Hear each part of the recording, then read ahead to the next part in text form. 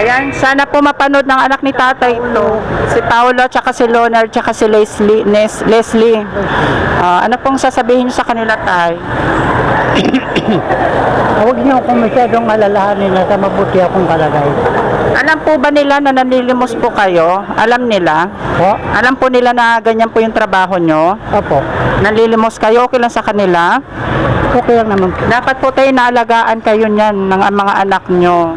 So ako kasi, nagtitiktok ako, yung kinikita ko doon, tinutulong ko po sa mga kagaya nyo po.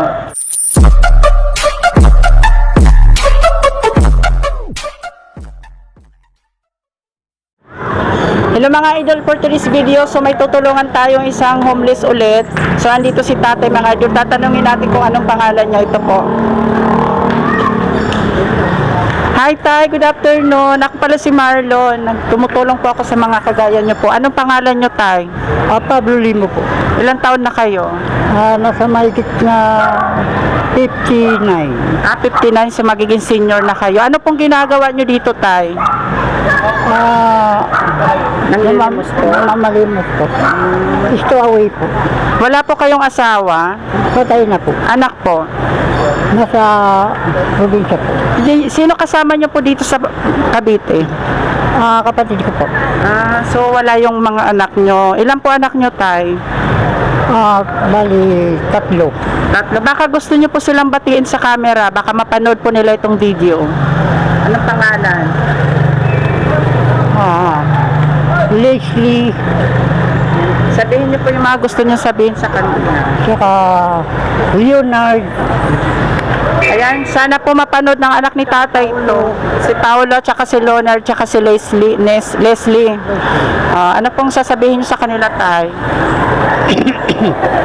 Huwag niyo akong masyadong alalahanin na sa mabuti akong kalagay. Alam po ba nila na nanlilimos po kayo? Alam nila? Po? Alam po nila na ganyan po yung trabaho nyo? Opo. Nanlilimos kayo? Okay lang sa kanila? Okay lang naman po. Dapat po tayo naalagaan kayo niyan ng mga anak nyo.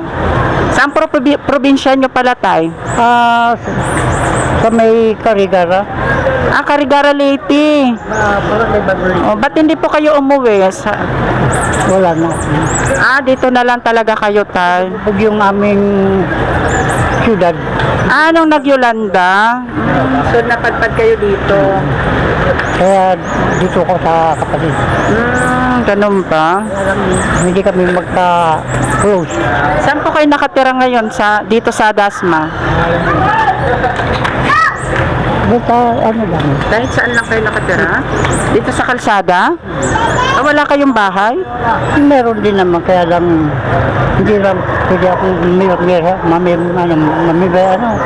mag-starter.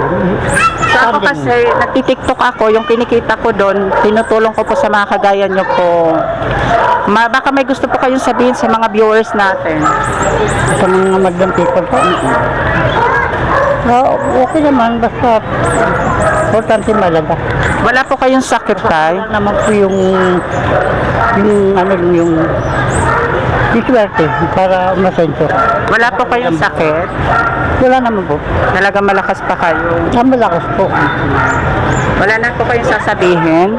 Maraming salamat po sa mga madlang people na mga binibigay ng mga biyaya. So bibigyan kita ng grocery dahil nakita po kita dito.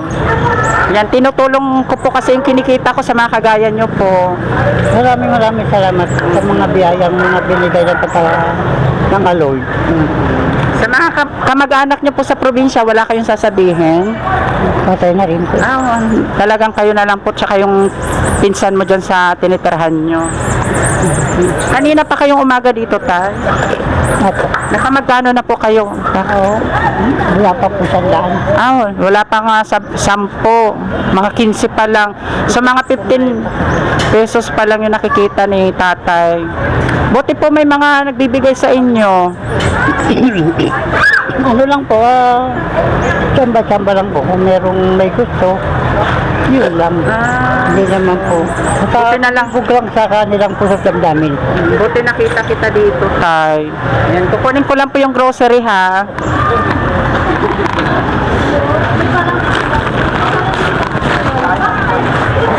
Sir?